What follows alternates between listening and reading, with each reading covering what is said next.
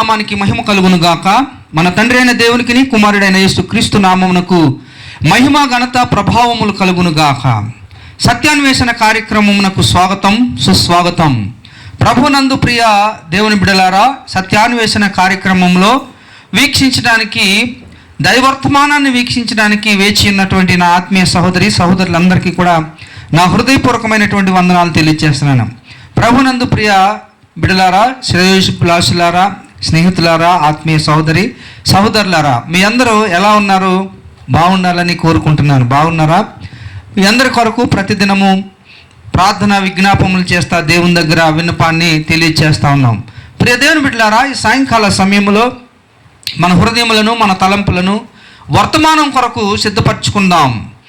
గొప్ప వర్తమానం, దైవర్తమానాన్ని అందించడానికి దైవజనులు, సువార్థికులు బాబురావు గారు మన మధ్యలో ఉన్నారు.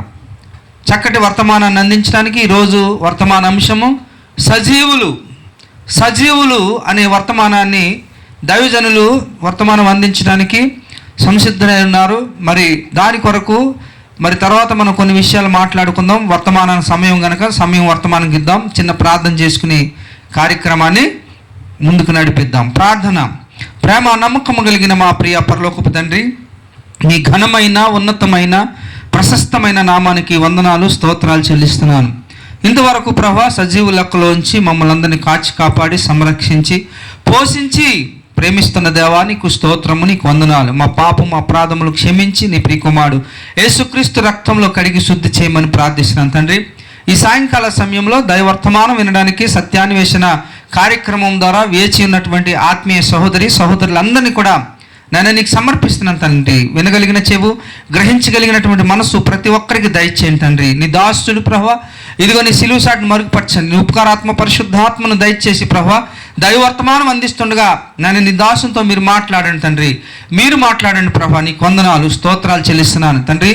ఈ సాయంకాల సమయంలో విద్యుత్ ద్వారా కానీ, కరెంట్ వాతావరణం ద్వారా కానీ ఎటువంటి ఇబ్బంది కలగకుండా ప్రభా ఈ యొక్క ఘనకార్యాన్ని ప్రభా ఘనంగా జరిగించుకోవడానికి నీ కృపా సహాయాన్ని మాకు అనుగ్రహించండి.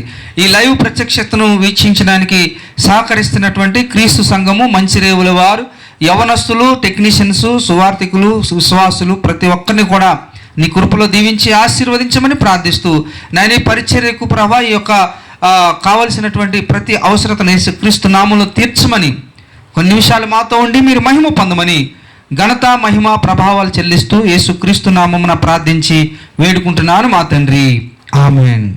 ప్రభునందు ప్రియ దేవుని బిడ్డలారా, మీ అందరూ కూడా సిద్ధంగా ఉన్నారు కదా వర్తమానం వినడానికి?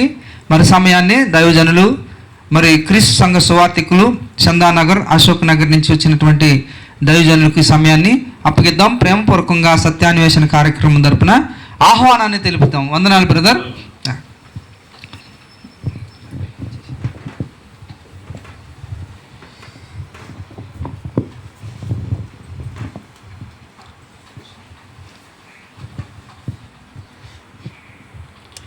ఈ మహాదేవుని కృపను బట్టి ఈ సాయంత్రకాల సమయంలో ఇలాంటి చక్కని అవకాశం కలుగజేసిన స్థానిక సంఘ సువార్థికులు తిమోతి గారికి, వారి కుటుంబానికి, అలాగే నార్సింగ్ క్రీస్తు సంఘము విశ్వాసులకు, అలాగే మా యొక్క కుటుంబం తరపు నుంచి, మా యొక్క స్థానిక సంఘం తరపు నుంచి మరొకసారి యేసుక్రీస్తు నామంలో ప్రత్యేకమైన వందనాలు తెలియపరుచుకుంటున్నానండి. ఒక వారం తర్వాత మళ్ళా ఇలాంటి కార్యక్రమాలు, సత్యాన్వేషణ కార్యక్రమంలో చక్కని అవకాశం దేవుడు కలుగజేశాడు. గడిచిన వారం అంతా కూడా ప్రయాణాల్లో ఉన్నాను. నేను అనేక కార్యక్రమాలు చూసుకుని వచ్చి ఉన్నాను. దేవుడు తన యొక్క కృపను బట్టి నన్ను సురక్షితంగా నా కుటుంబాన్ని కాచి కాపాడినందుకు మరొకసారి దేవుని మరొకసారి నా తరపు నుంచి వందనాలు తెలియపరుచుకుంటూ, ఈరోజు సాయంత్రకాల సమయంలో సత్యాన్వేషణ కార్యక్రమాన్ని వీక్షిస్తున్న ప్రియ సహోదరులందరికీ కూడా మరొకసారి యేసుక్రీస్తులో వందనాలు తెలియపరుచుకుంటున్నాను. ఈరోజు మనం నేర్చుకునిపోయే అంశం అంటే సజీవులు. ఇది గడిచిన వారంలోనే మనం సిద్ధపాటు కలిగి ఉన్నాం, కానీ అనివార్య కారణాల వల్ల అది జరగలేకపోయింది. దేవుని చిత్తాన్ని బట్టి మరలా ఈరోజు దేవుడు తన కృపను మన మీద అనుగ్రహించి ఈ వాక్యాన్ని జ్ఞాపకం చేసుకుంటానికి, నేర్చుకుంటానికి మనకు ఇచ్చిన తరుణాన్ని బట్టి మరొకసారి దేవునికి కూడా స్తుతులు చెల్లిస్తున్నాం. ఈ అంశం మీద ఈ లోకంలో చాలామంది సజీవులు అంటే ఎవరితో కలిసి మనం ఉంటున్నాం, మనం ఎలా జీవిస్తున్నాం అంటే, మనం ప్రార్థన చేసేటప్పుడు క్రైస్తవులు సహజంగా ఇప్పటి వరకు కూడా మమ్మల్ని సజీవ లెక్కలో కాచి కాపాడినందుకు దేవునికి స్తోత్రాలు చెల్లిస్తూ ఉంటారు. అంటే సజీవ లెక్కలు అంటే, సజీవులు అంటే ఎవరంటే దేవుని హత్తుకొని ఎవరైతే ఈ లోకంలో జీవిస్తారో, ఎవరైతే దేవుని యొక్క ఆజ్ఞలు పాటిస్తూ వారి యొక్క జీవితాన్ని కొనసాగిస్తుంటారో వారి గురించి మాట్లాడుతున్నాడు ఆయన. అయితే మనం చూసినట్లయితే ద్వితీయోపదేశకాండం చూద్దాం ఒకసారి. ద్వితీయోపదేశకాండము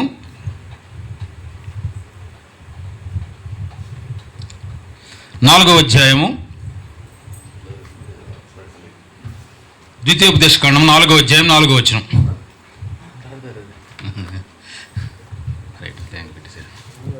4వ అధ్యాయం 4వ వచనం బ్రదర్.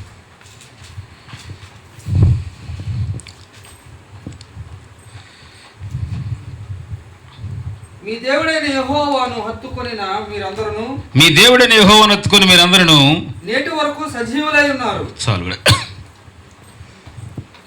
చూడండి, మనకి లేఖన భాగాల నుంచి మనం మాట్లాడుతున్నాం.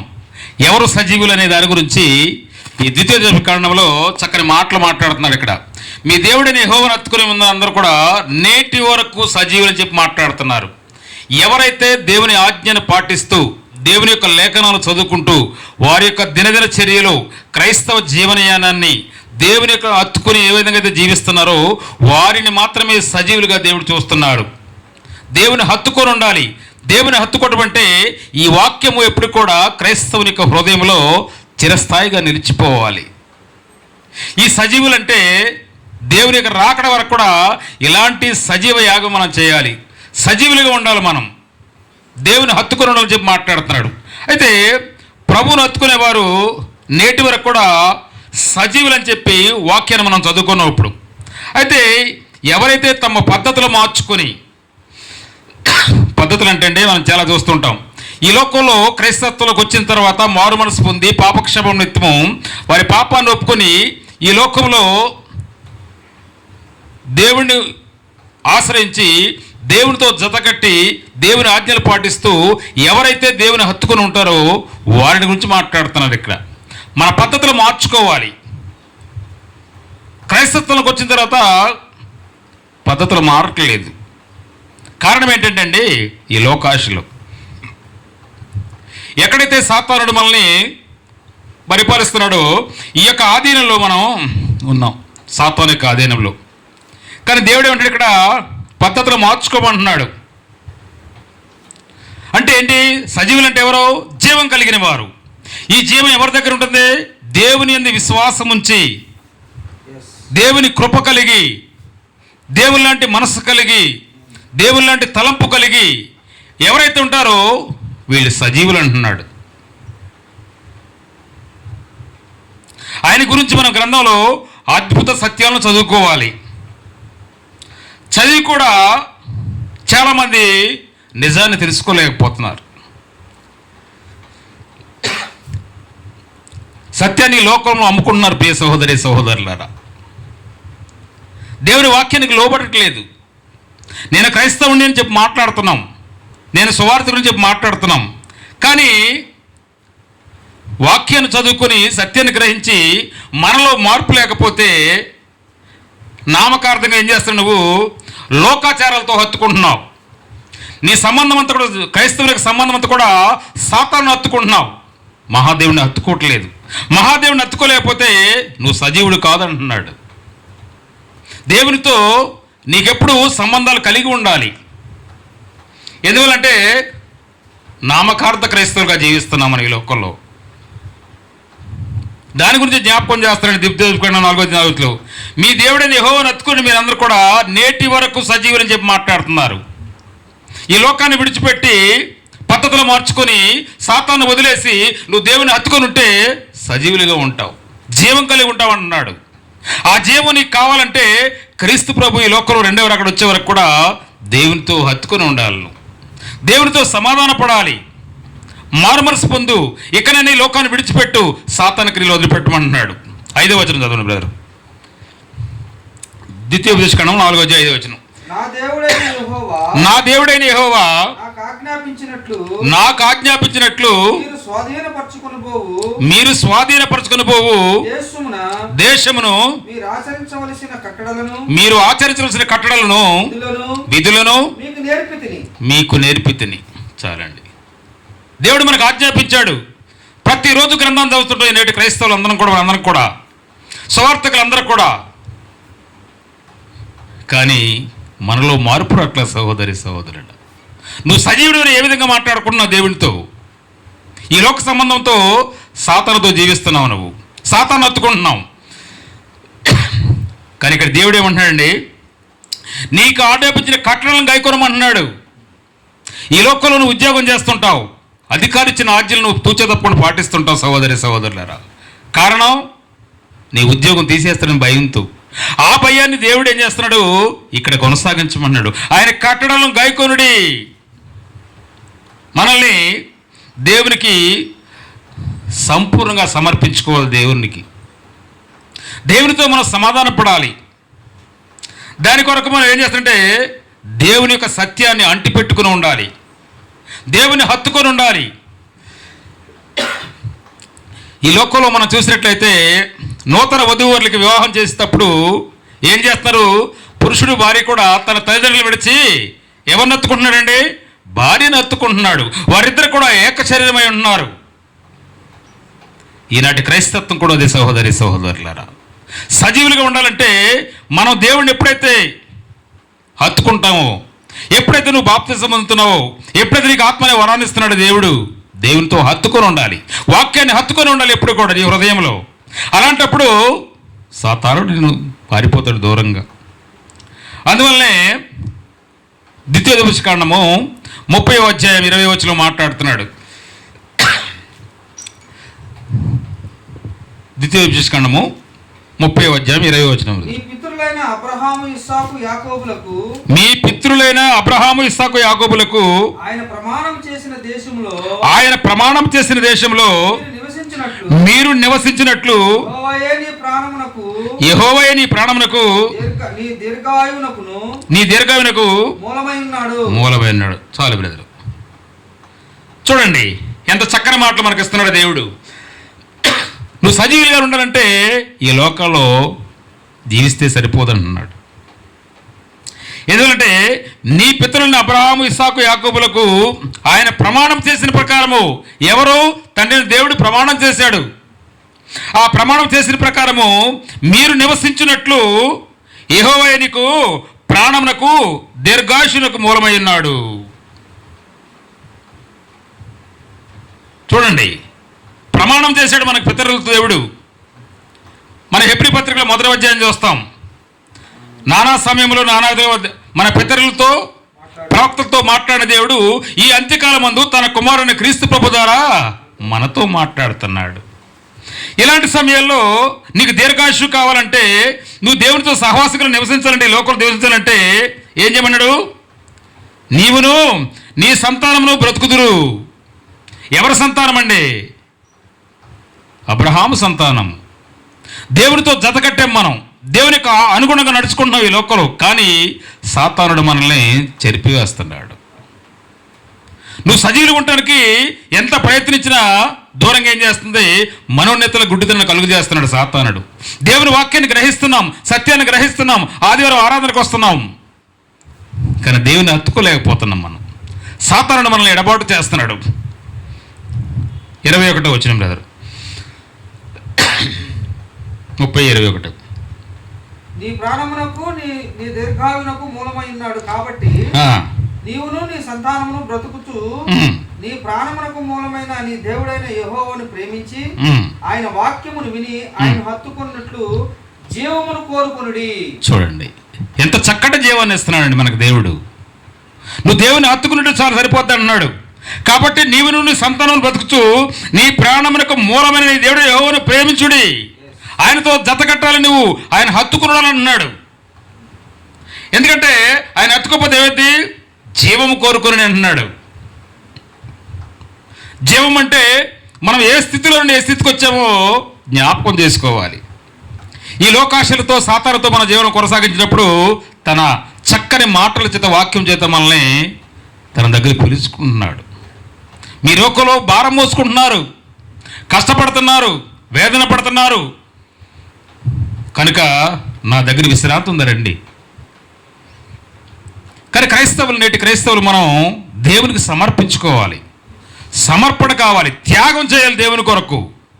ఎప్పుడైతే మనం దేవుని కొరకు త్యాగం చేస్తామో అప్పుడు దేవుడు నీతో హత్తుకొని ఉంటాడు ఎప్పుడు కూడా. ఆయన ఆజ్ఞలు పాటించినప్పుడు, మనం ఆయన మాటలు లోబడినప్పుడు.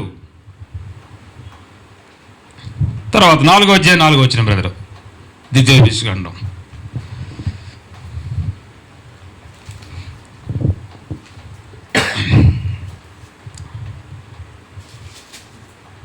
మీ దేవుడైన యెహోవాను హత్తుకొనిన మీరందరూ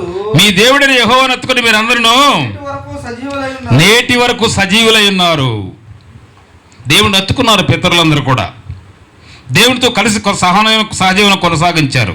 ఈనాటి క్రైస్తవులు కూడా దేవుడు హెచ్చరిస్తున్నాడు. సహోదరి సహోదరులారా, మన దేవునితో కలిసి జీవించాలి, దేవుని మాటలు లోబడాలి, దేవుని సత్యానికి లోబడాలి. కానీ మన ఆలోచనలన్నీ కూడా దేవునికి వ్యతిరేకంగా ఉన్నాయి. ఆయన ఆజ్ఞలు పాటించలేకపోతున్నాం మనందరం కూడా. కారణం మనలో ఉన్న బలహీనత. ఆ బలహీనత ఏం చేస్తుంది? మానవుని యొక్క మట్టి శరీరం ఏదైతే ఉందో ఆ శరీరం పెంచుకోవడం కోసం, ఆ శరీరాన్ని అన్నం కోసం ప్రయాసపడుతున్నాం మనం. ఆ ప్రయాసం అంతా కూడా దేవుని హత్తుకొని ఉంటే, దేవుని మాటలు లోబడితే, దేవుని ఆజ్ఞలు లోబడితే దేవునితో నువ్వు సజీవులుగా ఉంటావు అంటున్నాడు ఆయన. నీ దీర్ఘకాలం కూడా దేవుడు నీకు ఆయుష్ కావాలంటే దేవునితో సహజీవనం కావాలి మనకి. ఎప్పుడు కూడా మన ప్రభుని ప్రేమిస్తూనే ఉండాలి. ప్రతి క్షణం కూడా ఆయన మాటలు వింటూ ఉండాలి. ఆయన ఏమాత్రం విడువకుండా ఉండాలి. ఈ లోకంలో మనుషులను వదిలేసే విడిచే పర్లేదు, నీ బంధువులు వదిలే పర్లేదు, కానీ దేవుని మాత్రం విడవకూడదు అంటున్నాడు. సహోదరి సహోదరులారా, ఎందువల్లంటే యేసే మనకు జీవమై ఉన్నాడు. అబ్రహాం ఇస్సాకు యాకోబుల జీవమని వారిద్దరు కూడా హత్తుకుని ఉన్నారు దేవునితో. లాజరు కూడా చూడండి, అబ్రహాం యొక్క రొమ్మును ఆనుకుని ఉన్నాడు, సజీవంగా ఉన్నాడు, జీవం కలిగి ఉన్నాడు. ఈనాటికి కూడా మనం ఈ విధంగా ఉన్నామంటే ఇది దేవుని యొక్క ఉచితమైన కృప. నువ్వు తప్పు చేసినా దేవుడు నిన్ను క్షమిస్తున్నాడు. కానీ నీ తప్పును నువ్వు సరిదిద్దుకోవటం మనకు కష్టమైపోతుంది. వాటిని వెనక్కి తోసేస్తున్నాం, మన పాపాన్ని దిద్దుబాటు చేసుకోవాలి, మన పాపాన్ని తప్పును సరి చేసుకోవాలి, మన పాపాన్ని. అప్పుడు ఏమైపోతుంది? నీకు దేవుడు నిన్ను నన్ను కూడా క్షమిస్తానికి సిద్ధంగా ఉన్నాడు. సహోదరి సహోదరులారా, నువ్వు దేవుని మాట వింటేనే దేవుడిని సజీవ లెక్కలో ఉంచుతాడు. ఎందుకంటే దేవుడు వాగ్దానం చేసిన వాడు, ఆయన నమ్మదగిన వాడు. మనలాగా మనుషుల్లాగా మార్పు చెందే మనిషి కాదు ఆయన. సహోదరి సహోదరులారా, 5వ వచనం బ్రదర్, ద్వితీయోపదేశం 4వ అధ్యాయం 5వ వచనం. నా దేవుడైన యెహోవా నాకు ఆజ్ఞాపించినట్లు మీరు స్వాధీనపరచుకునబోవు దేశమున మీరు ఆచరించవలసిన కట్టడలను మీకు నేర్పితిని. చాలండి, చూడండి, ఆజ్ఞలు కట్టడలు గైకొనడానికి మనం నేర్పించాడు ఆయన. ఆ ఆజ్ఞలు కట్టడలు కనుక మనం గైకొని నేర్చుకుని వాటి ప్రకారం ఈ లోకంలో జీవిస్తే దేవునితో నువ్వు హత్తుకొని ఎల్లప్పుడు కూడా ఉంటావు. అందువల్లనే ఏం చేస్తుంది ఇక్కడ? మొదటిగా మనం దేవుని యొక్క ఆలోచన కలిగి దేవుని హత్తుకొని ఉన్నాడు. రెండవదిగా ఏ విధంగా హత్తుకోవాలి? విశ్వాసంతో హత్తుకోవాలి. సహోదరి సహోదరుడు, ఆ విశ్వాసం ఎలాగుండాలి? నువ్వు చేసిన ప్రార్థనకు దేవుడు జవాబిస్తాడని చెప్పి ఒక విశ్వాసం కావాలి నీకు. అది విశ్వాసంతో హత్తుకోవాలి దేవుణ్ణి. ఏ విధంగా హత్తుకోవాలి? అపోస్తుల కార్యములు 17వ అధ్యాయము 34వ వచనంలో మాట్లాడుతున్నాడు పౌలు గారు. అపోస్తుల కార్యములు 17వ అధ్యాయము 34వ వచనం.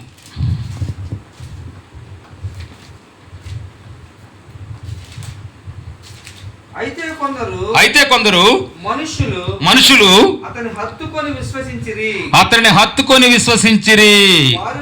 వారిలో అరియోగుపుత్రుడైన దినోసియును దమరి అని ఒక స్త్రీ వీరితో కూడా ఉన్నారు. ఎవరు హత్తుకున్నారండి వీళ్ళు? దేవుని పౌలు యొక్క వాక్యాన్ని విన్నారు, ఆయన బోధన విన్నారు. విన్న తర్వాత దేవుని హత్తుకొని ఉన్నారు వాళ్ళు.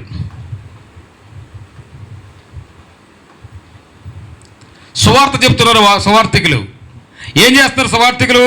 దైవజనులు విశ్వాసంతో బోధించాలి, విశ్వాసంతో హత్తుకోవాలి వాళ్ళ హృదయాలలో.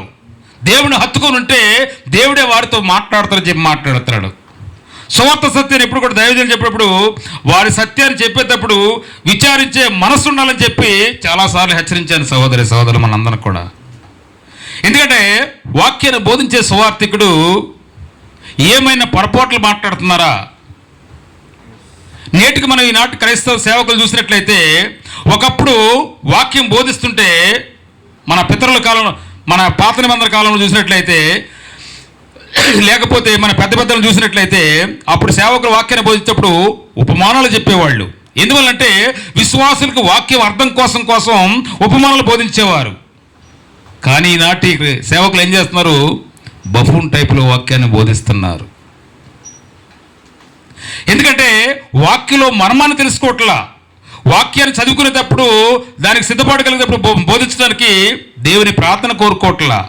ఏవో సినిమా డైలాగులు, మిమిక్రీ టైపులో వాక్యాన్ని బోధిస్తున్నారు సహోదరులారా ఈనాటి సేవకులు. మనం గమనించినట్లయితే చాలాసార్లు చూస్తుంటాం, స్టేజీల మీద ఆటోమేటిక్గా సినిమా యాక్టర్ టైపులో డ్యాన్సులు కూడా వేస్తున్నారు. అంటే కారణం ఏంటి? దేవుని హెచ్చరిక లేక, దేవుని ఆజ్ఞలు గైకొంటలా, దేవుని మాటకు లోబడతలా, వాళ్ళ కడుపులకి వారే దాసులు. కానీ మరి విశ్వాసుల్ని కాపాడేది ఎవరు? విశ్వాసాలకు వాక్యాన్ని బోధించేది ఎవరు? సహోదరులారా, నువ్వు దేవుణ్ణి హత్తుకుంటున్నావంటే నువ్వు బోధించే వాక్యాన్ని దేవుని ప్రార్థన ద్వారా ముందుగా సిద్ధపాటు కలిగి ఉండు. దేవుని వాగ్దానం మనం పొందాలంటే ఆయన ఇచ్చే జీవాన్ని హత్తుకోవాలి. ఆయన వాక్యాన్ని ఎప్పుడు కూడా హృదయంలో భద్రపరుచుకుని ఉండాలని చెప్పి మాట్లాడుతున్నారు ఇక్కడ. అలా చేయడమే మనకు దీర్ఘాయుషు. ఎందువలంటే కారణం యేసే జీవమై ఉన్నాడు. ఆయన వాక్యాన్ని హృదయంలో హత్తుకుని ఉంటే మనం ఎప్పుడు కూడా సజీవులుగా ఉంటామని చెప్పి మాట్లాడుతున్నాడు. అందువల్లనే రెండవది అన్నాడు, విశ్వాసంతో కూడిన హత్తుకునుడి. విశ్వాసంతో హత్తుకోవాలి. మనం వాక్యాన్ని బోధించేటప్పుడు నీ బోధ నీ సొంత బోధ కాదు, నీ జ్ఞానం కాదు. దేవుడి గ్రంథంలో ఏవైతే వాక్యాలు బోధించబడిందో, రాయబడిందో ఆ వాక్యాన్ని ఉన్నదన్నట్టు బోధిస్తూ దేవుడి జ్ఞానాన్ని కోరుకుని సువార్తికుడు బోధించాలి. దేవుడిని ఎత్తుకోకుండా ఈ లోకంలో మనుషులను ఎత్తుకుంటున్నారు వాళ్ళు. అందువల్ల ఏమన్నాడు 34వ వచనంలో మనం చూసామప్పుడు ఏమన్నాడు? అయితే కొందరు మనుషులు అతని హత్తుకుని విశ్వసించిరి. సువార్తికుని విశ్వాసులు హత్తుకునే స్థితికి రావాలంటే నీ వాక్యంలో నువ్వు బోధించే బోధ సత్యంగా ఉండాలి సహోదరులు. అప్పుడు విశ్వాసులు సేవకుని హత్తుకుంటారు. నువ్వు నిజమైన బోధ బోధించినప్పుడు, అబద్ధ బోధ బోధించకుండా సత్యాన్ని గ్రహించినప్పుడు.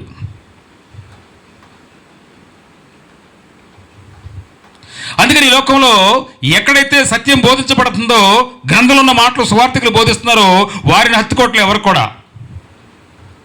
ఏ సువార్తికులు అయితే ఈ లోకంలో మిమిక్రీలు, సినిమా టైపులో డ్యాన్సులు వేస్తున్నారో వారిని హత్తుకుని వారికి అవసరాలకి కానుకలు ఇస్తున్నారు వాళ్ళు. మిమ్మల్ని ముట్టుకుంటే మాకు స్వస్థత కలుగుని చెప్పి మాట్లాడుతున్నారు ఈనాడు విశ్వాసులు. కారణం అబద్ధ బోధ. సాతానుడు వారిని సజీవులుగా ఉండడానికి ఒప్పుకోవట్లేదు. సాతానుతో వారు సహజీవనం చేయడానికి ఒప్పుకుంటున్నారు సేవకులు. అందువల్ల కొన్ని స్థలాల్లో సువార్తను ఏం చేస్తారంటే హత్తుకొనుతున్నారు. అయితే మరికొన్ని స్థలాల్లో సువార్తను ఎత్తుకొని ఏం చేస్తారంటే వ్యర్థంగా బోధిస్తున్నారు. మూడవది ఏం చేస్తారు ఇక్కడ? విశ్వాసంతో హత్తుకున్నప్పుడు స్థిర హృదయం కావాలన్నాడు. నువ్వు దేవుడిని హత్తుకొని ఉండాలంటే, దేవునితో కలిసి సహజీవనం కొనసాగించే ఏమన్నారంటే స్థిర హృదయము, నిశ్చలత కావాలి. దేవుని కృపకి రావాలంటే స్థిర హృదయం కావాలి. అటు ఇటు మార్పు చెందకూడదు. ఆ మార్పు చెందితే ఏమైపోతే నువ్వు దేవుని ఆజ్ఞను తోసివేసినట్లే. ప్రభుని ఎప్పుడు కూడా హృదయపూర్వకంగా మెక్కటంగా హత్తుకోవాలంట. స్థిర హృదయం అన్నమాట, నిశ్చలత. దానికి ఎటు కూడా మనం అటు వచ్చిన ఇటు వచ్చినాక చెరిగిపోకూడదు.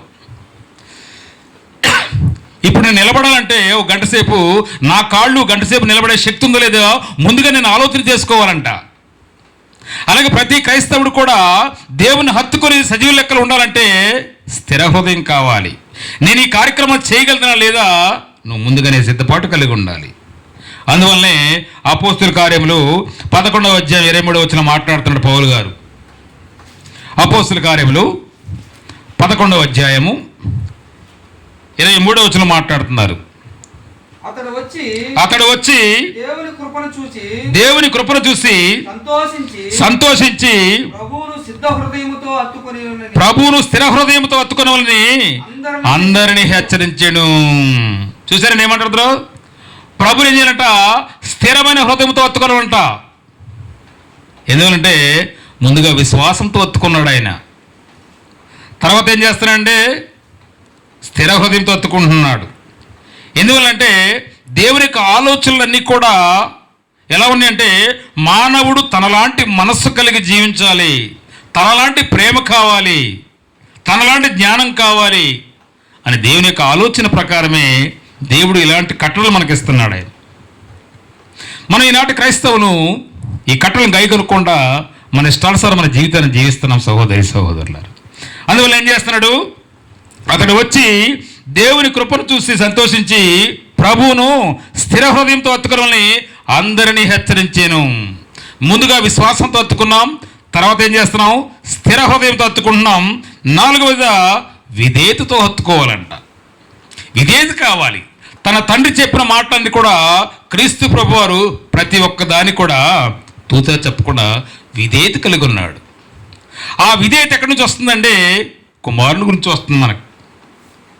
కీర్తన గ్రంథంలో 119వ అధ్యాయంలో మాట్లాడుతుంటారు కీర్తనకారుడు. కీర్తన గ్రంథము 119వ అధ్యాయము 31వ వచనం.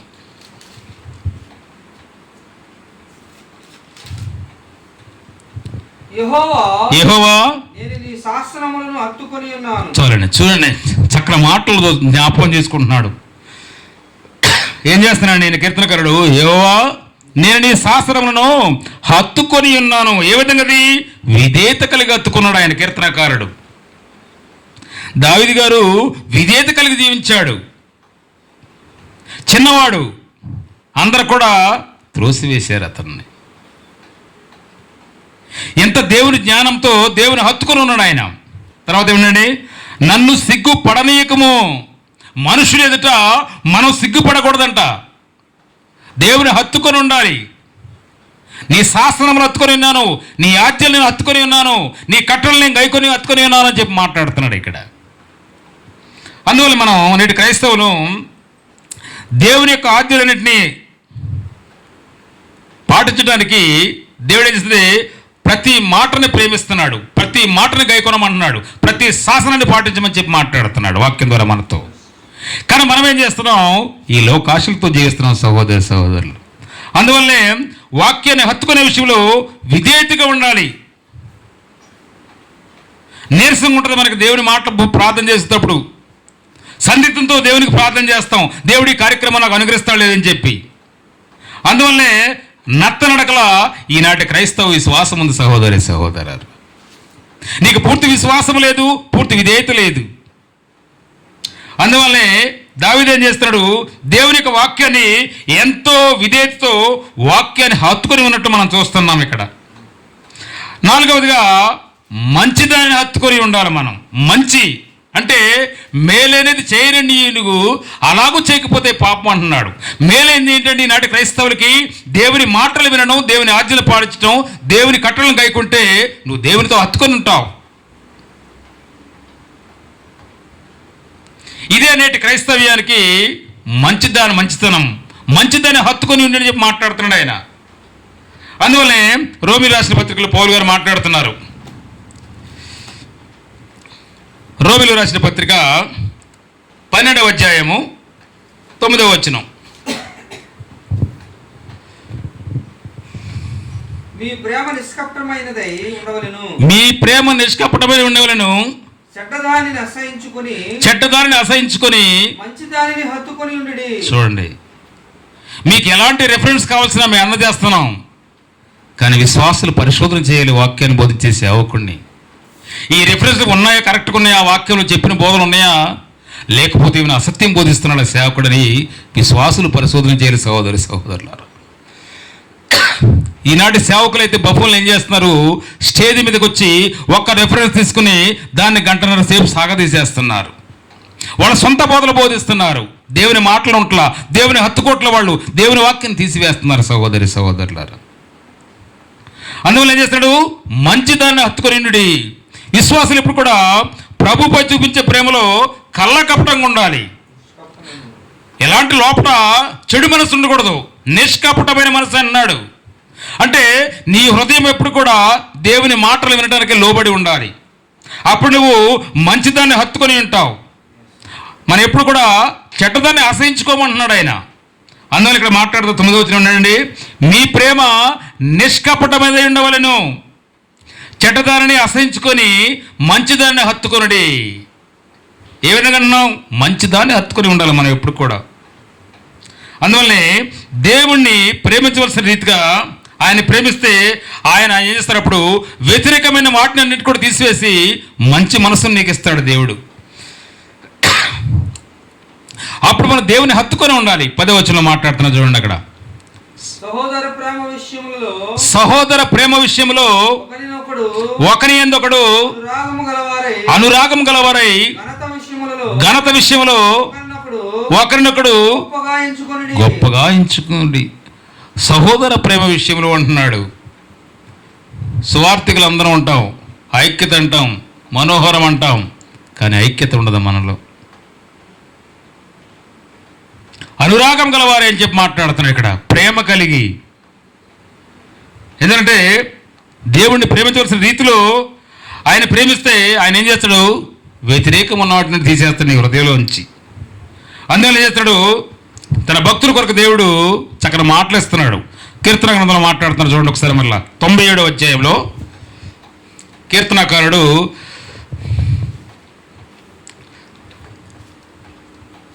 97వ అధ్యాయము 10వ వచనం.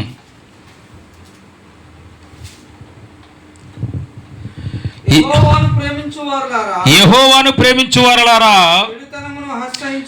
చెడుతనమును అసహించుకొనుడి. తన భక్తుల ప్రాణములను ఆయన కాపాడుచున్నాడు. భక్తిహీనుల చేతుల నుండి ఆయన వారిని విడిపించును. నీతిమంతుల కొరకు వెలుగును, యథార్థ హృదయముల కొరకు ఆనందమును విత్తబడి ఉన్నవి. చూడండి, యెహోవాను ప్రేమించువారలారా, యెహోవాను హత్తుకొని ఉండివారలారా. చక్కని హెచ్చరికలు చేస్తున్నాడు మన కీర్తనకారుడు. భక్తిహీనుల చేతుల నుండి ఆయన విడిపించును. నువ్వు నిజమైన విశ్వాసం కలిగి దేవుని హత్తుకుంటే, మంచిదాన్ని హత్తుకొని ఉంటే, మంచి విశ్వాసంతో దేవుని హత్తుకొని ఉంటే దేవుడే వారిని తీసివేస్తానన్నాడు. తన భక్తుల ప్రాణముల కొరకు ఆయన కాపాడబడుచున్నాడు. దేవుడు నిన్ను కాపాడడానికి సిద్ధంగా ఉన్నాడు. ఎప్పుడండి? నువ్వు దేవుని మాటలు లోబడినప్పుడు, సత్యాన్ని తెలుసుకున్నప్పుడు, దేవుని ప్రేమించినప్పుడు, ఆయన కట్టలు గాయకున్నప్పుడు దేవుడు నిన్ను ఏం చేస్తున్నాడు? హత్తుకుంటానంటున్నాడు. తర్వాత దేవుని స్వాస్థ్యం కొరకు హత్తుకోవాలి మనం. నీకు పరలోకంలో స్వాస్థ్యాన్ని దేవుడు ఇస్తానన్నాడు. ఆ స్వాస్థ్యం కొరకు నువ్వు దేవుని హత్తుకొని ఉండాలి సహోదరి సహోదరులారా. అందువల్లనే ఆ మాటలు ఏమన్నాడు? దేవుని కుమారత్వము మరియు పరలోక నివాసాలు ఎంతో ఉన్నతమైనవంట. ఆ స్థానాన్ని, పరలోక స్థానాన్ని నువ్వు పొందాలంటే దేవుని హత్తుకొని ఉండాలి నువ్వు ఎప్పుడు కూడా. అందువల్ల ఏం మాట్లాడుతాడు ఇక్కడ 11వ వచనం చూడండి.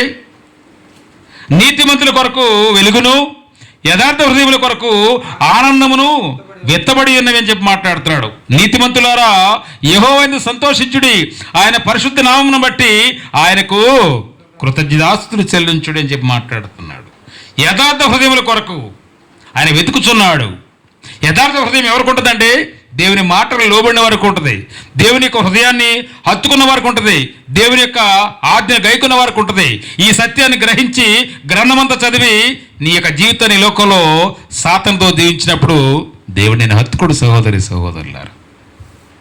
కారణం ఏంటంటే సాతాను యొక్క ప్రేరణతో అనేకులు ఈనాడు ఏం చేస్తారంటే లోకంలో రాజీపడి దానికి లోబడుతున్నారు. రాజీ పడుతుంటే పొరపాటు. అది ఏ విషయంలో రాజీ పడుతున్నాను?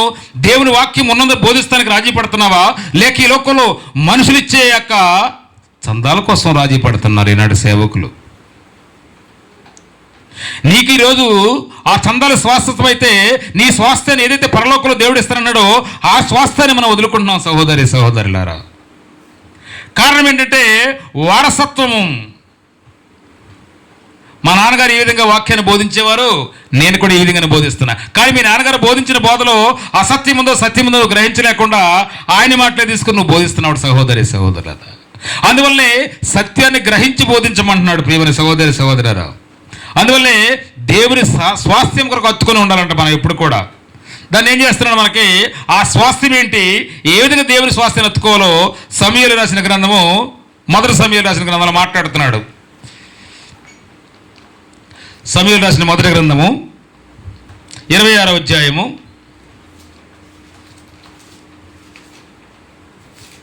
19వ వచనం బ్రదర్.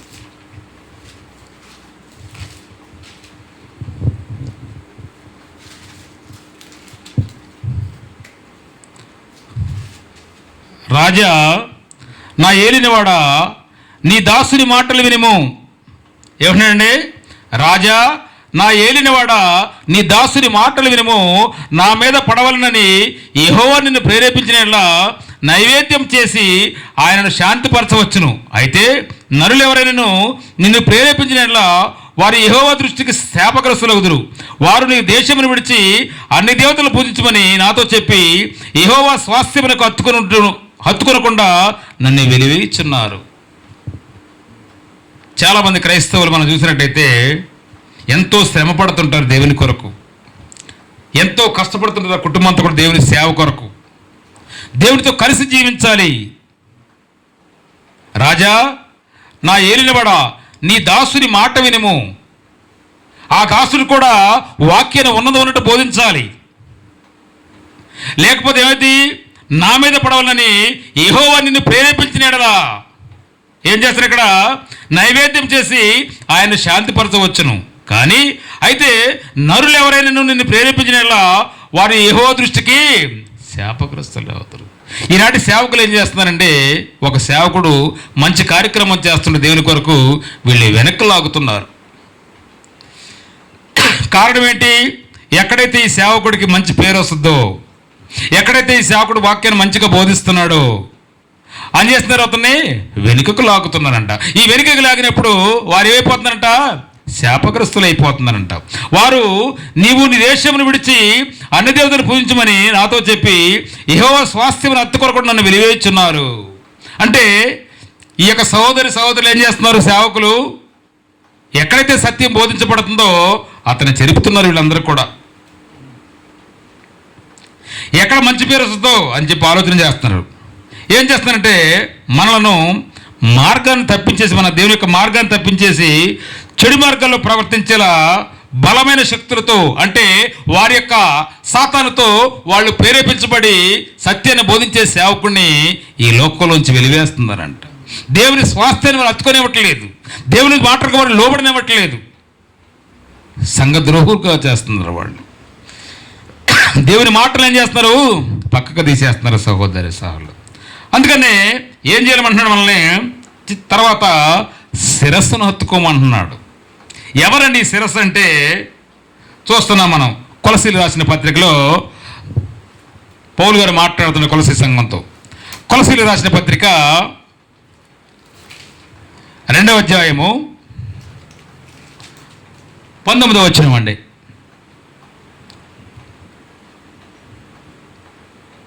అతి వినయాసక్తుడై దేవతారాధనకు ఇచ్చగలిగి తాను సూచించిన వాటి గూర్చి గొప్పగా చెప్పుకొనుచు తన శరీర సంబంధమైన మనసు వలన ఊరక ఉప్పొంగుచు శిరస్సును హత్తుకొని ఉండువాడు ఎవడును మీ బహుమానమును అపహరింపనీయుడి.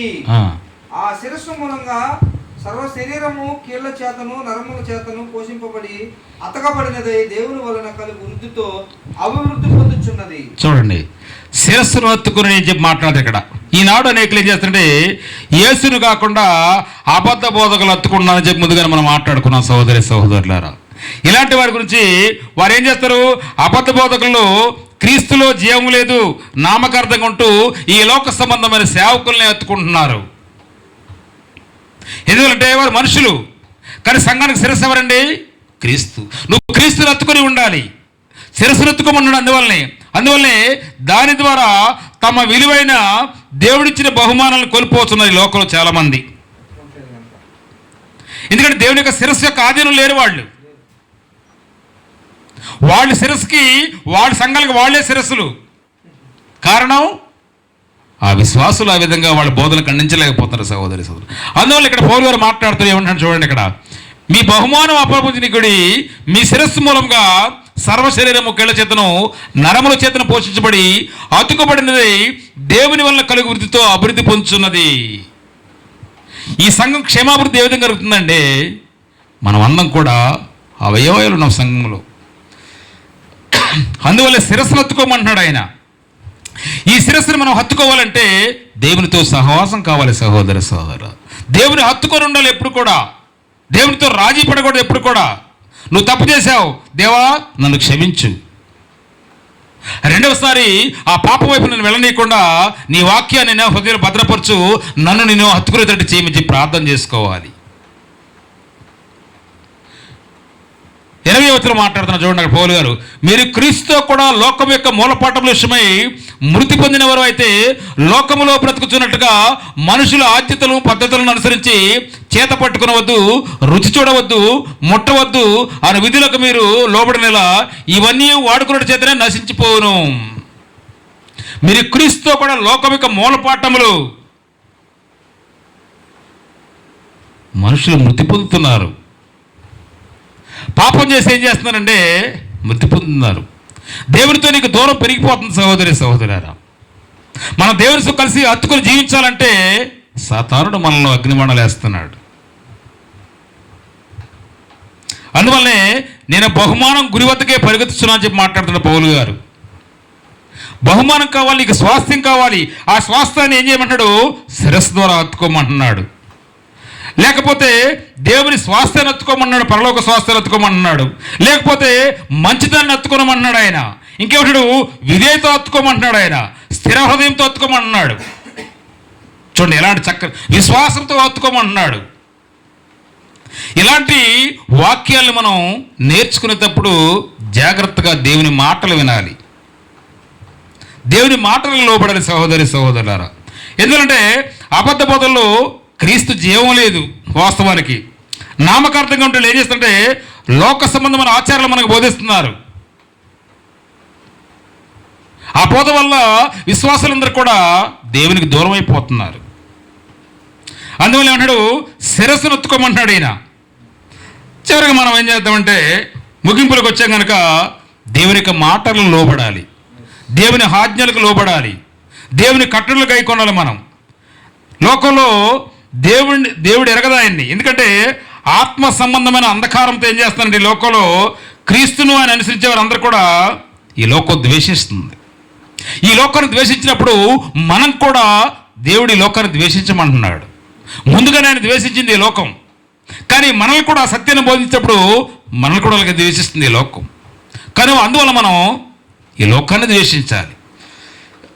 నువ్వు చెప్పే మాటలు వినకపోవచ్చు వాళ్ళు, నీ వాక్యాన్ని వినలేకపోవచ్చు వాళ్ళు, కానీ వాక్యాన్ని తెలుసుకున్న తర్వాత వారంతరికి వాళ్ళు మార్పు వస్తుంది అన్నాడు. దేవుని బిడ్డలారా, మన అందరం కూడా మన హృదయాల్లో దేవుని ఎప్పుడు కూడా హత్తుకొని ఉండాలి. ఒకవేళ మన హృదయాల్లో లోకాశలు ఉంటే ఈ క్షణమే తీసివేద్దాం వాటిని. నువ్వు లోకాశలతో నీ హృదయంలో హత్తుకొని ఉంటే దేవునితో నీకు వైరం తప్పదు. కారణం ఏంటి? నువ్వు సజీవుడికి కావాలి, నీ స్వాస్థ్యాన్ని పరలోకంలో భద్రపరచుకోవాలి, నువ్వు శిరస్సును ఎత్తుకొని ఉండాలి, విశ్వాసాన్ని ఎత్తుకొని ఉండాలి. అందువల్లనే చివరిగా మనం ఒకసారి యాకోబు రాసిన పత్రికలో ఒకసారి ఒక వచనాన్ని చూసుకుని ముగించుకుందాం. యాకోబు రాసిన పత్రిక 4వ అధ్యాయము 4వ వచనాన్ని.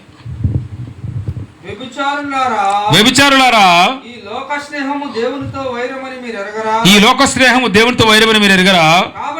కాబట్టి ఎవడు ఈ లోకంతో స్నేహం చేయగోరునో వాడుకు దేవునికి శత్రువగును. చాలా మందికి ఈ లోకంలో క్రైస్తవులకి భయం లేదంటున్నాడండి. ఈ లోక స్నేహము దేవునితో వైరమని మీరు ఎరగరా? మనమందరం కూడా ఈ లోకంతో స్నేహం చేస్తున్నాం. దేవుని హత్తుకోట్ల, దేవుని మాటలను లోబడట్ల, దేవుని ఆజ్ఞలు గైకొట్ల, దేవుని కట్టలను మనం గైకొనలేకపోతున్నాం. కారణం ఈ లోక స్నేహం. అందువల్ల ఏమంటున్నాడండి ఇక్కడ, ఎవడు ఈ లోకమును స్నేహం చేయగోరునో వాడు ఎవరికంటే దేవునికి శత్రువు, అతను మనుషులకు కాదు. అంటే చాలామంది సేవకులకి ఆలోచన ఏంటంటే, వాళ్ళ సేవకుల యొక్క ఆలోచన, ఈనాటి క్రైస్తవులందరూ కూడా ఏమైపోయినా పర్లేదు, మనం ఏ బోధన బోధించవచ్చు, వాళ్ళు నరకానికి పోని ఎక్కడైనా పోని మనకు సంబంధం లేదు, మనకు కావాల్సింది మనకు వస్తుందా లేదని ఆలోచన చేస్తున్నారు సహోదరి సహోదరులు. కానీ మన స్నేహం దేవునితో అని ఆ సేవకునికి తెలియట్లేదు. ఆ విశ్వాసంతో ఏం చేస్తున్నారు వాళ్ళు? దేవుని మాటలు వినకుండా ఈ లోకంతో స్నేహం చేస్తున్నారు వాళ్ళు. అందువల్లే విశ్వాసులు ఎప్పుడు కూడా ఒకే మాటను హెచ్చరిస్తున్నాం మనం, దేవుని హత్తుకోనండి, దేవుని మాటలకు లోబడండి, దేవుని ఆజ్ఞలు పాటించండి. అప్పుడేమైపోతుందంటే మనలో మార్పు అనేది వస్తుంది. ఏంటి ఆ మార్పు అనేది అంటే, మనం యాకోబు రాసిన పత్రికలు చూస్తుంటాం. 1వ అధ్యాయంలో చివరిలో మాట్లాడుతుంటాడు ఆయన. ఏమన్నాడు? ప్రతి వాడును తన స్వకీయమైన మా దురాశ చేత అన్నాడు. సొంత ఆలోచనలతో సొంత బోధలు బోధిస్తూ దేవునికి వ్యతిరేకంగా జీవిస్తూ ఈ విశ్వాసులందరూ కూడా ఈ లోకంలో నరకానికి తీసుకెళ్తున్నారు సేవకులందరూ కూడా. నా ప్రియ సహోదరులారా, మోసపోకుడే అంటున్నాడు యాకోబు గారు. శ్రేష్టమైన ప్రతి ఈవి నీకు అనుగ్రహిస్తున్నాడు దేవుడు. కానీ ఈనాటి క్రైస్తవులు మనం దేవుని మాటలు వినలేకపోతున్నాం. ఏం చేస్తున్నాం? మనం మరులు కొల్పబడి సాతాను చేత, ఈ లోకాశ చేత మరుకులు కొల్పబడి ఈ లోకాన్ని విడిచిపెట్టలేకపోతున్నాం మనం. కనుక ప్రియ సహోదరు, మనందరం కూడా మార్పు చెందాలంటే ఏకైక మార్గం ఒక్కటే, దేవుని హత్తుకొని ఉంటాం, దేవునితో కలిసి జీవించటం, దేవుని ఆజ్ఞలు పాటించటం, దేవుని కట్టులు గైకొనటం. ఈ జీవన విధానాన్ని కొనసాగిస్తే దేవుని వాగ్దానాలు ఇప్పుడు కూడా మనకు సంపూర్ణంగా దొరుకుతాయి. మనందరం కూడా దేవుని విడిచిపెట్టకుండా, దేవుని ఆలోచనకు వ్యతిరేకంగా జీవించకుండా అటు కృపను ఏం చేయాలంటే మనకి దేవుడు మనకు అనుగ్రహించాలని కోరుకుంటూ, ఇలాంటి చక్కని అవకాశాన్ని కలుగజేసిన స్థానిక క్రీస్తు సంఘ సువార్థికులు తిమోతి గారికి, వారి కుటుంబానికి, వారి సంఘాన్ని నర్సింగ్లో ఉన్న స్థానిక సంఘానికి కూడా మరొకసారి నా తరఫు నుంచి ప్రత్యేక వందనాలు తెలుపుతున్నాను. ఇప్పటి వరకు కూడా మీరు ఓపికతో విన్నందుకు మరొకసారి మీ అందరూ కూడా క్రీస్తు నామములో వందనాలు తెలియపరుచుకుంటూ ఈ వాక్యాన్ని ముగించుకుంటున్నాను.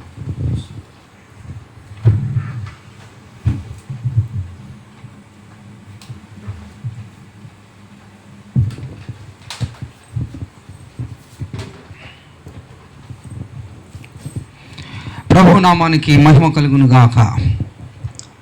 ఇంతవరకు దైవజనులు బాబురావు గారు చక్కని మనకు అందించి దేవుని యొక్క మరి మాటలు, దేవుని యొక్క ఆజ్ఞలు అన్నిటినీ కూడా చక్కగా బోధించినటువంటి విధానాన్ని బట్టి ఈ యొక్క సత్యాన్వేషణ కార్యక్రమం తరపున వినుచున్నటువంటి శ్రోతలందరి తరపున దైవజనులకు హృదయపూర్వక వందనాలను తెలియజేస్తున్నాం. సజీవులు ఎవరండి? సజీవులు సజీవులే కదా దేవుణ్ణి స్తుతించగలుగుతారు. మృతులు దేవుణ్ణి స్తుతించలేరు, గణపరచలేరు. ఎవరు మృతులు, ఎవరు సజీవులు అనగా, అలనాడు యోహాను భక్తుడు పద్మాసు దీపంలో ఉండి దేవుని యొక్క మరి దర్శనం, ఆత్మ కొనుపోబడింది దేవుని దగ్గరికి. ఆయన అంటాడు కదా, పార్తీసులో ఉన్నటువంటి క్రీస్తు సంఘముతో మాట రాయి అని చెప్తా ఉన్నారు. రాయించింది అక్కడ ప్రకటన గ్రంథంలో. పార్తీసులో ఉన్నటువంటి క్రీస్తు సంఘమునకు వాళ్ళు ఎలా ఉన్నారంటే సజీవులుగా లేరు. వాళ్ళు ఎలా ఉన్నారంటే, నీ క్రియలను నెరుగుదును ఏమనగా 3వ అధ్యాయంలో ఉంటుందండి, ప్రకటన గ్రంథం 3వ అధ్యాయంలో. నీ క్రియలు నేను ఎరుగుదును ఏమనగా, జీవించుచున్నానన్న పేరు మాత్రము ఉన్నది కానీ నీవు మృతుడివే. ఎందుకు మృతుడు అనగా, నీవు సజీవమైనటువంటి దేవుణ్ణి నీవు స్తుతించలేకపోతున్నావు కనుక మృతుడవు. ఆయన స్తుతించడానికి, ఆయన గణపరచడానికి నీకు టైం ఉండట్లేదు. లోకంలో మునిగిపోయి ఉన్నావు, నువ్వు లోకంలో మునిగిపోయి ఉన్నావు. ఇందాక సహోదరులు చదివిచ్చారు. ఎవరైతే లోకముతో స్నేహం చేస్తాడో వాడెవడంట? దేవునికి శత్రువు అంట, మృతుడు. దేవుణ్ణి, క్రీస్తు ప్రభు వారిని కలిగిన వారందరూ కూడా సజీవులు. ఎందుకంటే పాపముల చేత, అపరాధముల చేత మృతులుగా ఉన్నటువంటి మనల్ని తన ప్రియకుమారుడు యేసుక్రీస్తు ప్రభు వారు మరణం ద్వారా మనలందరినీ కూడా బ్రతికించి సజీవులుగా చేశాడు. ఎవడైతే ఆయన రక్తంలో కడగబడకుండా ఇంకా ఈ లోకాన్ని అనుసరించి ఆయనకి శత్రువుగా ఉంటాడో వాడెవడంటండి? బ్రతుకున్నదన్న పేరు మాత్రమే కానీ మృతుడివే. నువ్వు మృతుడివే. కనుక ప్రియ దేవుని బిడ్డలారా, మృతులుగా కాకుండా సజీవులుగా ఆయన మన కొరకు, మనకి సజీవులుగా ఉండడానికి, జీవాన్ని ఇవ్వడానికి ఆయన మన కొరకు చనిపోయారు. ఆయన మన కొరకు ఈ లోకానికి వచ్చారు. ఇంతవరకు విన్న వాక్యము మీ హృదయంలో ఫలించాలి. ప్రియ సహోదరి, సహోదరుడా, లేఖనాలని పరిశీలన చేయండి. బెరియా సంఘస్థులు ఎలా అయితే అపోస్తులు అక్కడ వాక్యము బోధిస్తున్నప్పుడు లేఖనాలని పరిశీలన చేసి వారికి చెప్తుండేవారంట, తర్కించేవారంట. మరి నీవు నేను ఎలా ఉన్నామంటే అసలు వాక్యం వినడానికే టైం లేదు. ఎవరో ఎందుకు, మా సహోదరులే అసలు ముట్టుకోరు. ఎందుకు వాక్యం ఏమవుతుంది? వాక్యం పోలేని వాక్యాలు తెలుసు మనకి. సమయం ఉండగానే వాక్యము వెడలిపోయే సమయం రాబోతుంది. వాక్యం దొరకదు మనకి. వాక్యం దొరికే సమయం ఇదే. ఈ లోకంలో ఏం సంపాదించుకుందామా అని ఆలోచించకండి. ఏం తిందుమా, ఏం ధరించుకుందామా, ఏం సంపాదించుకుందామా అని ఆలోచిస్తే అవన్నీ ఇక్కడ క్షయమైపోతాయి. కానీ అక్షయమైనది ఒకటే, అదే వాక్యము. ఆ వాక్యము అనే ధనమును నీ హృదయం అనే ధననిధిలో నింపుకో. అది ఎల్లప్పుడూ శాశ్వతంగా ఉంటుంది. అది నిన్ను ఎంత వెలట్టి నీవు సంపాదించుకున్నా సంపాదించలేనటువంటిది. నీవు కింద మీద పడి నువ్వెంత జ్ఞానివైనా సంపాదించుకొని లేనిది పరలోక రాజ్యాన్ని. ఈ వాక్యము నిన్ను తీసుకుపోతుంది రాజ్యమునికి. అది సంపాదించుకోండి. చాలా బిజీ, టైం ఉండదు. నేను నిన్న వాక్యము చెప్పి నిన్న పవిత్రులు అపవిత్రులు చక్కటి పాఠం చెప్పాను. పవిత్రంగా ఎలా జీవించాలో, అపవిత్రంగా ఎలా జీవించాలి, అపవిత్రంగా జీవిస్తే ఎలా నష్టపోతున్నారో, పవిత్రంగా జీవిస్తే ఎలా బాగుపడుతున్నారో అనేది ఎంతో ప్రయాసంతో రాత్రంతా దాన్ని చదివి దేవుని యొక్క జ్ఞానంతో వాక్యం చెప్తే 2 మాత్రమే చూశారండి. ఇంట్రెస్ట్ లేదు. అంటే దేవుని వాక్యం అంటే ఏదో. కనుక ప్రియ సహోదరులారా, దేవుడు వెక్కిరింపబడడు.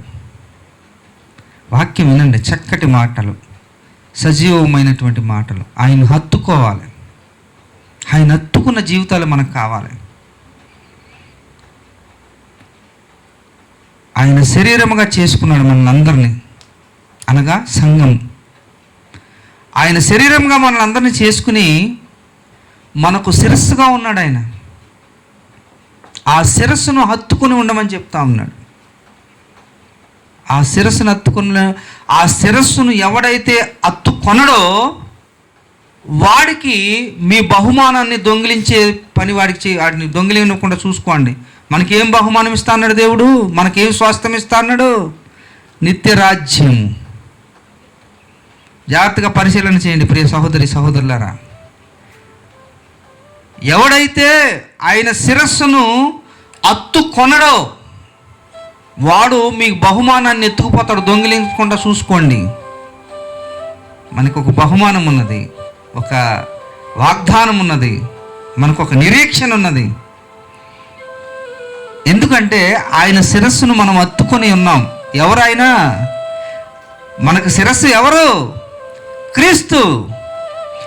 ఆయన శరీరముగా చేసుకున్నటువంటి మన సంఘమునకు ఆయనే శిరస్సు. ఆ శిరస్సును ఎప్పుడు కూడా మనం హత్తుకొని ఉంటూ, ఎవడైతే హత్తుకొనడో వాడు మన దగ్గర నుంచి దొంగిలించకుండా చూసుకోవాలని వాక్యం చదివిస్తుంది. కొలస్సీ రాసినట్టు పత్రికలు ఇందాక చదివించారు సోదరులు.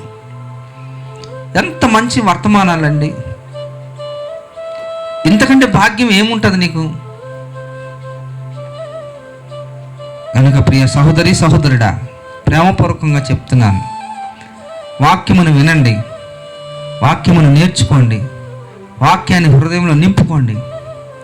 ఒకడు తన హృదయము నిండి ఉన్న దానిని బట్టి వాడు నోరు మాట్లాడుతుంది. నిన్న చెప్పాను, నేను అపవిత్రుల దాంట్లో చెప్పాను. నేను ఏం చెప్పానంటే, భూమి మీద మనము పదార్థాలు లోట్లోనికి పోతే అది కడుపులోనికి పోయి తెల్లారిపోద్దానికి అది బహిర్భూమిలో కలిసిపోతుంది. దానివల్ల ఏం నష్టం లేదు. కానీ మన కడుపులో, అంటే మన హృదయములో నుండి వచ్చేది, మన హృదయములో నుంచి వచ్చే ఏంటో తెలుసా? మన హృదయం దేంతో నిండి ఉంటుందో అదే నోరు మాట్లాడుతుంది. నరహత్య, అబద్ధము, దేవదూషణ చాలా ఉన్నాయి అక్కడ, చదివించాను నిన్న. కనుక ప్రియ సహోదరి సహోదరుడా, ఇంతవరకు చక్కటి వర్తమానం విన్నారు. కనుక దేవుణ్ణి హత్తుకొని ఉందాం, సజీవులుగా ఉందాము, మృతులుగా ఉండొద్దు, సజీవులుగా ఉండి ఆయన్ని స్తుతించి ఘనపరిచే వారంగా ఉందాం. కనుక మీకు సందేహాలు, సలహాలు, ఏదన్నా ఇబ్బంది, ఇరుకులు ఏమన్నా ఉన్నా కానీ స్క్రీన్ మీద కనబడుతున్నటువంటి ఆ నెంబర్స్కు కాంటాక్ట్ చేయండి. మేము మీకు ప్రేమపూర్వకమైనటువంటి సమాధానాలు మేము చెప్తాం, చక్కగా సమాధానాలు ఇస్తాం. ప్రభు సేవలో మిమ్మల్ని పురుకొల్పుతాం. ఒకవేళ ఇంకేదన్నా అవసరత ఉన్నా సహోదరులుగా మాకు మేము, మీకు మీరు, మనందరం కలిసి ఒకరికొకరు సహోదరులుగా సహకరించుకుందాం. ఇదిగో ఈ పరిచర్య గురించి ప్రార్థన చేయండి. చాలా అవసరతలు ఉన్నాయి.